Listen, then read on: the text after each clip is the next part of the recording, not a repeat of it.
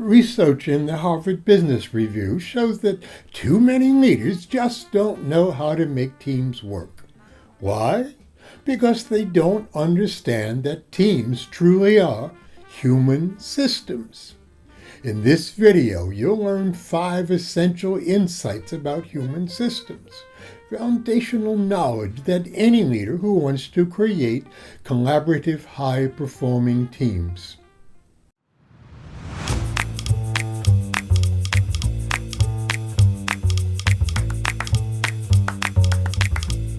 Hello, I'm Dr. Michael Broom, CEO of the Center for Human Systems.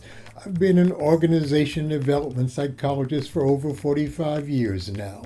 From NASA to Google to Johns Hopkins, I've helped leaders and teams shift from dysfunction to synergy. Welcome to my videos. The first of the 5 points is, what are human systems? Human systems are any group of people who impact one another. Teams, committees, families, even friend groups. But in interacting, they become a human system, a single thing of its own. Human systems in the form of small groups are the basic unit of organizations and society. Yet most leaders focus on individuals, not systems. And that's the problem, because teams don't work unless you manage them as a system, not just its parts. Your car is a system designed for you to operate from its few controls: steering wheel, throttle, and brakes. But human systems don't have such controls. Most leaders seem to think that by managing each individual, the team can be managed. One leader told me, if everyone just did their job, the team would be fine. But teams don't work without coordination and cooperation. They are systems that have taken on a life of their own.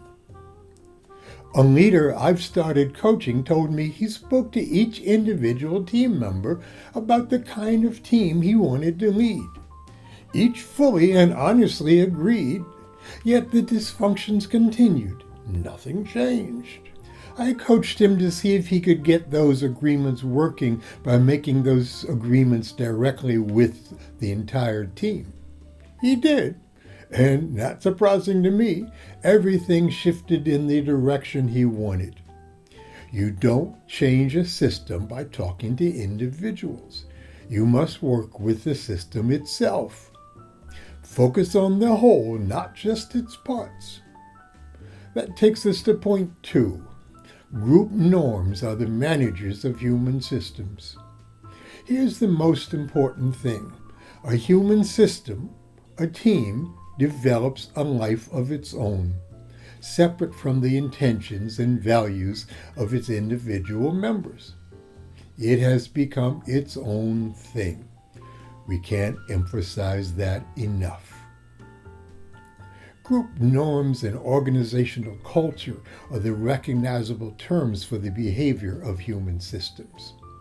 Left unmanaged, they dictate individual behavior more than individual intentions ever will.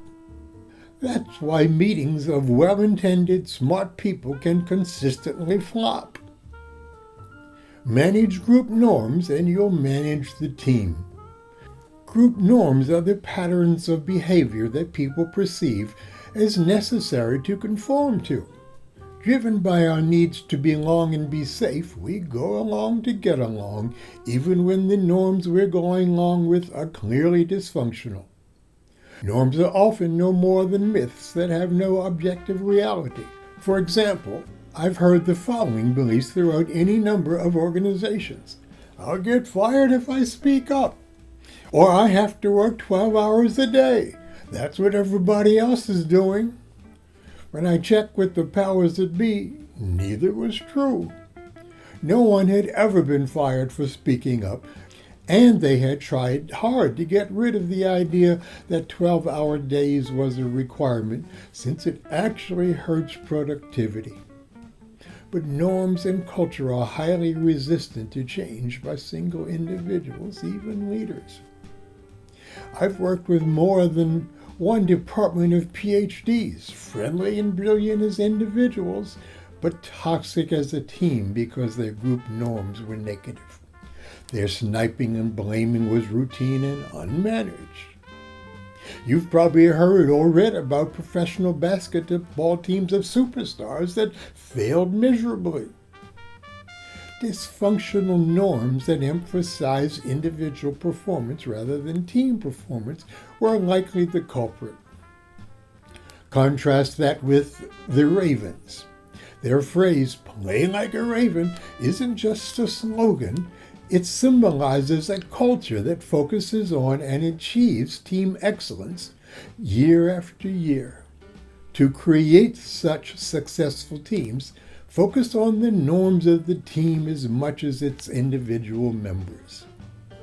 Point 3. Human systems are synergistic, for better or for worse. In a well-functioning team, 2 plus 3 can equal 15. The whole is far more productive than the sum of its individual parts. Think about the team that invented the iPhone: Steve Jobs, Tony Fadell, Johnny Ive, and Steve Forstall. That kind of innovation only happens when a team has group norms that insist on high levels of effective collaboration. But in a team with dysfunctional norms, 2 plus 3 can equal 1. You get less than the sum of the parts. These are the teams of unresolved conflict, where voices go unheard, where meetings drain energy instead of producing results.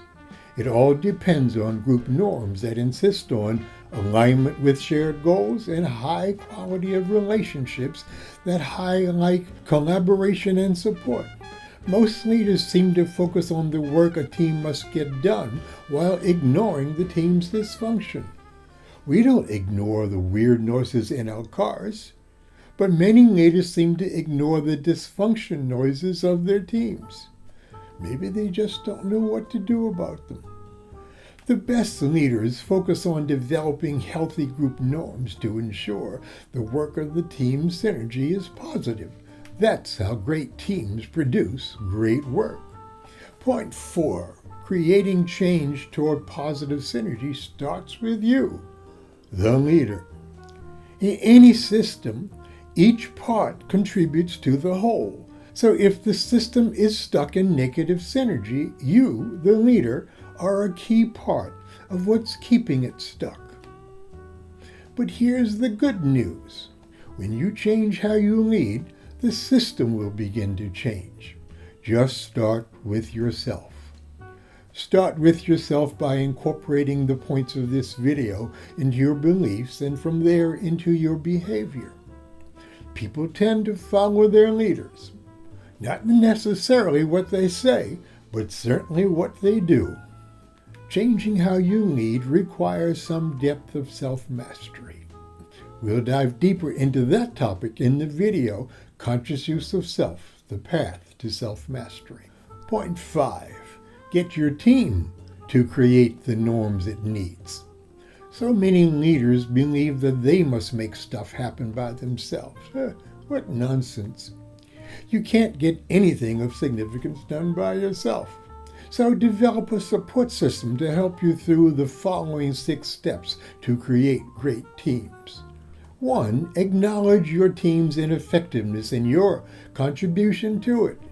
2. Ask for their help in building with you a better and stronger team. 3. Have the team name their dysfunctional behavior patterns. 4. Resolve any conflicts that are getting in the way of moving forward. 5. Facilitating building consensuses for new specific behaviors. And 6. Build consistent feedback loops for accountability. Keep in mind that agreements do not become norms until they become standard behavior. Agreements that are not kept are worthless, and the dysfunctional norms will continue. Listed like that, the steps are certainly oversimplified. We do, however, have 1 or more videos about how to skillfully succeed with each of those steps. In closing, understanding and working with teams as human systems is the fundamental key to creating the great teams that are important to your success as a leader. Plus, they're fun as well as highly productive. Build teams that thrive, don't just survive. See you in the next video. We recommend Conscious Use of Self, The Path to Self-Mastery, if you haven't checked it out already. Take care.